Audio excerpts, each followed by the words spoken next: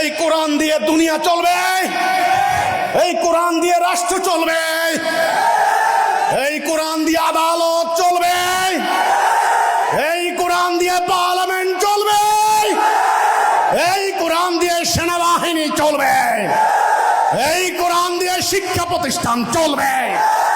এটাই হলো কোরআন, আমাদের জীবন বিধান, এটাই আমাদের পরিচয়, আমাদের মাথার মুকুট। আজ কোরআনের সেই উদ্দেশ্য হারিয়ে গিয়েছে। মানব রচিত রাষ্ট্র ব্যবস্থাকে না বলুন, এই প্রতিবাদী স্লোগানকে সামনে রেখে গাজীপুর জেলা ও মহানগর হিজবুত তৌহিদের আয়োজনে অনুষ্ঠিত হলো এক বর্ণাঢ্য ও প্রাণবন্ত কর্মী সভা। আজ বিকেল ৩টায় গাজীপুরের সাগর সৈকত কনভেনশন হলে এই কর্মী সভা অনুষ্ঠিত হয়। বিশ্বের শ্রেষ্ঠতম বিপ্লবী মহানবী হযরত মুহাম্মদ সাল্লাল্লাহু আলাইহি সাল্লাম, বিপ্লবের মূল মন্ত্র কি ছিল? লা ইলাহা ইল্লাল্লাহ, লা ইলাহা ইল্লাল্লাহ। আর কোনো কথা নাই। লা ইলাহা ইল্লাল্লাহ দিয়ে ভিক্ষা করে না কিনিয়া, এই লা ইলাহা ইল্লাল্লাহ দিয়ে রণাঙ্গনে বিজয় লাভ করেছে, লা ইলাহা ইল্লাল্লাহ দিয়ে দুনিয়া শাসন করেছে। মুহাম্মদ ছিল খলিফা, খলিফাতুল মুসলিমিন, আমিরুল মুমিনিন, শাসক, গভর্নর। আর তোমরা লা ইলাহা ইল্লাল্লাহ দিয়ে ভিক্ষা করো। লা ইলাহা ইল্লাল্লাহ বিপ্লবের মন্ত্র যাদের আছে, আল্লাহর উপরে ভরসা, আস্থা, বিশ্বাস যাদের আছে, তারা কি মাইর খাইতে পারে? তারা কি উদ্বাস্ত হতে পারে? তারা কি পালাতে পারে? তাহলে ইরানে হামলা হওয়ার পর লক্ষ লক্ষ কোটি কোটি মানুষ তো ইরান থেকে পালিয়ে গেল কেন? মুসলমান কি পালায়? পালাবে না। এই যে ধর্মীয় দলগুলি মিছিল করতে যায় বাইতুল মুকাররম, পুলিশে ফাঁসি দেওয়ার সাথে সাথে বেটন চার্জ একটা লাঠি মারলেই লক্ষ হাজার হাজার জোড়া স্যান্ডেল পারলে পায়জামা খুইলা পালাইতো, ন্যাংটা হইয়া পালাইতো। এগুলা কি ইসলামের শিক্ষা? পালাইলে আল্লাহর গজব না? পবিত্র জুমার নামাজ আদায় শেষে ধর্মপ্রাণ মুসল্লিরা দূর দূরান্ত থেকে ছুটে আসেন অনুষ্ঠানে অংশ নিতে। কিছু সময়ের মধ্যেই কানায় কানায় পূর্ণ হয়ে ওঠে পুরো কনভেনশন হল। আগত কর্মীরা গভীর মনোযোগে প্রধান অতিথির বক্তব্য শ্রবণ করেন। আমি একটা কাগজ দেখাচ্ছি, ধরেন এটা একটা কাগজ, লেখার জন্য এই কাগজ। এটাকে যদি মধ্যখানে দুই টুকরা করি, এটা কি হয়ে যাবে বলুন? এটা কি হয়ে যাবে বলুন? এখন বুঝছেন বিশ্বে আমরা কেন মার খাচ্ছি, কেন আমরা মার খাচ্ছি? কি হয়ে গেলাম? আবর্জনা। মুমিনরা হবে ঐক্যবদ্ধ।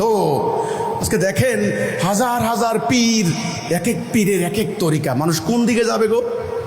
হ্যাঁ, বাংলাদেশে এই যে আগামীতে নির্বাচন হবে, নির্বাচন করতেছে। আপনি দেখেন আমাদের ইসলামী দলগুলা এক এক দলে এক এক মার্কা।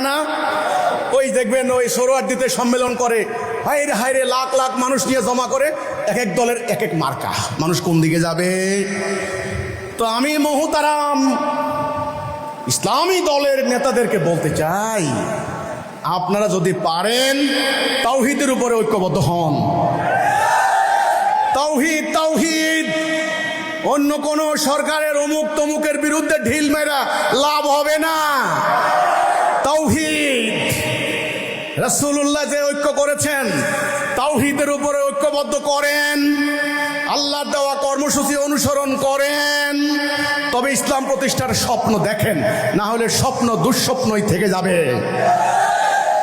আমি গুনাহগার বলে দিলাম, কারণ আল্লাহর সাহায্য ছাড়া ইসলাম প্রতিষ্ঠা হবে না। সংখ্যা দেখান, সংখ্যা দেখান, সংখ্যা দেখাইয়া কি হবে? আত্মম্বরিতা বাড়িয়ে যাবে, এটুকু হবে আপনাদের। আত্মম্বরিতা মানে অহংকার।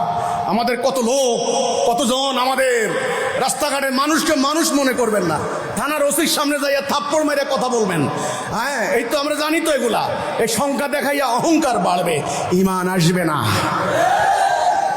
গাজীপুর ও উত্তরা অঞ্চলের সভাপতি শহীদুল ইসলামের সভাপতিত্বে প্রধান অতিথি হিসেবে উপস্থিত ছিলেন সন্ত্রাস, জঙ্গিবাদ ও সাম্প্রদায়িকতা বিরোধী সোসাইটির চেয়ারম্যান এবং হিজবুত তৌহিদের শীর্ষ নেতা ইমাম হুসাইন মোহাম্মদ সেলিম। বিশেষ অতিথি হিসেবে উপস্থিত ছিলেন হিজবুত তৌহিদের সাধারণ সম্পাদক নিজাম উদ্দিন, যুগ্ম সাধারণ সম্পাদক ও নারী বিভাগের প্রধান রুফায়দা পান্নি, যুগ্ম সাধারণ সম্পাদক ও তথ্য সম্পাদক এস.এম. শামসুল হুদা, সাহিত্য সম্পাদক রিয়াদুল হাসান, ঢাকা বিভাগীয় সভাপতি ড.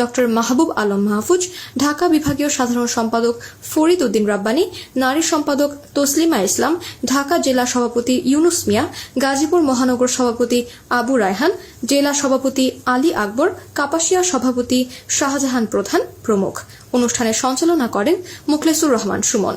প্রধান অতিথি তার বক্তব্যে বলেন, আমরা যদি মানবরচিত রাষ্ট্র ব্যবস্থা বর্জন না করি তবে সমাজে প্রকৃত শান্তি কখনোই প্রতিষ্ঠিত হবে না। গণতন্ত্র আমাদের মুক্তি দিতে পারবে না। আমাদের উচিত আল্লাহর হুকুম ও বিধান অনুসারে জীবন পরিচালনা করা।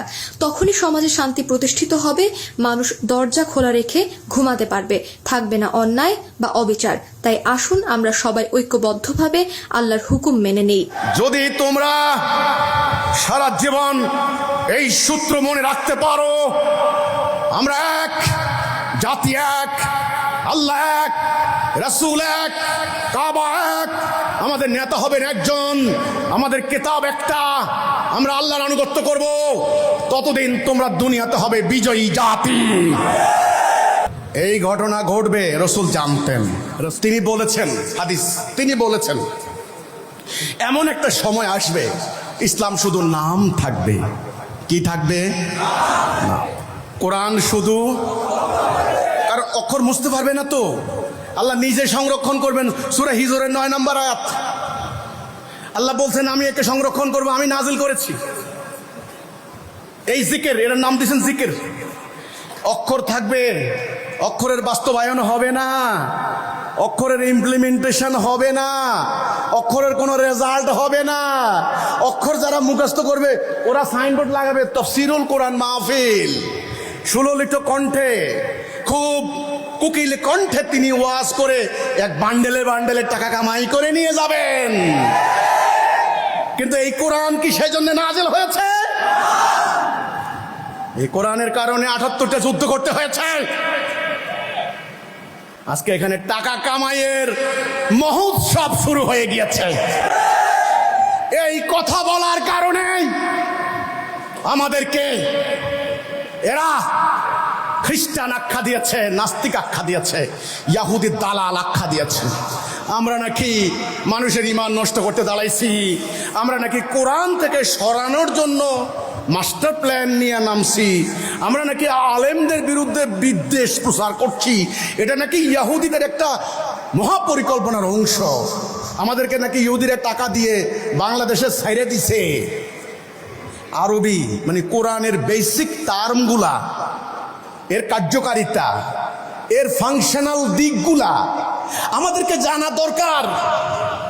আমরা জানি না। আমাদের সামনে যদি বলা হয় প্রেসিডেন্ট, আমরা বুঝি বাপরে প্রেসিডেন্ট মানে সর্বোচ্চ কর্মকর্তা। এটা রিক্সাওয়ালাও জানে প্রেসিডেন্ট নাম বানান জানে না, ইংরেজি পড়তে জানে প্রেসিডেন্ট।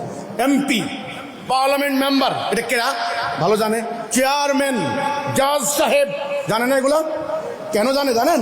ব্রিটিশরা যখন আমাদেরকে দখল করেছে, আল্লাহর বিধান বাদ দিয়ে তাদের ইংরেজ সভ্যতা কায়েম করেছে। ফলে ফলে এই পরিভাষাগুলা আমাদের একেবারে নিরক্ষর মানুষও জানে এর কার্যকারিতা কি, এর ইয়ে কি। এখন আমরা মুসলমানরা যদি বলি খলিফা, ওই কাপড় সিলাই যে ওটার নাম খলিফা। শুনেন কিন্তু ঘটনাটা, কার্যকারিতা জানে না। এই জন্য জানতে হবে দিন মানে জীবন ব্যবস্থা, আর দিন মানে হলো একমাত্র জীবন ব্যবস্থা। ডেফিনিট আর্টিকেল আর দিন, ইন্নাদ দীনা ইনদাল্লাহিল ইসলাম। দিন কিন্তু দুই প্রকার। কয় প্রকার? আল্লাহ দেওয়া, মানুষের তৈরি করা। আমরা কোনটা মানব? মানা উচিত কোনটা? বাস্তবে এখন কোনটা মানি? মানুষের তৈরি। মুসলমান থাকি আমরা? আপনারা বলুন তো দেখি, থাকি না। অনুষ্ঠানে স্থানীয় হিজবুত তৌহিদের বিপুল সংখ্যক কর্মী, ধর্মপ্রাণ মুসল্লি ও সুধীজন অংশগ্রহণ করেন।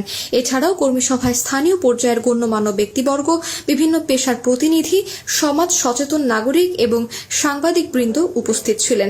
তাদের স্বতঃস্ফূর্ত অংশগ্রহণ কর্মসূচিকে আরও বর্ণাঢ্য করে তোলে। অনুষ্ঠান শেষে দোয়া ও মোনাজাতের মাধ্যমে কর্মী সভা সমাপ্ত হয়।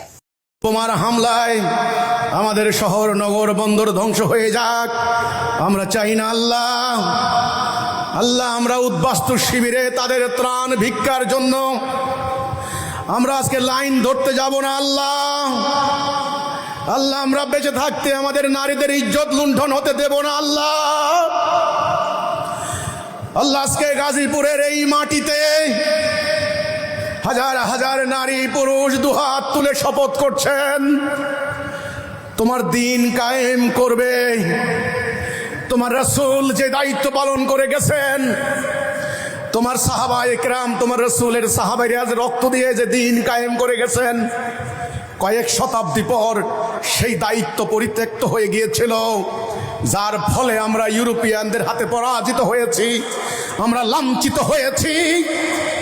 আজ হিজবুত তাওহীদের আহ্বানে, জামানার ইমামের অনুপ্রেরণায় আমার মতো গুনাহগার এক বান্দার ডাকে হাজার হাজার বনি আদম আজকে আবার তওবা করে আবার ঈমান আনার শপথ করছে। আল্লাহ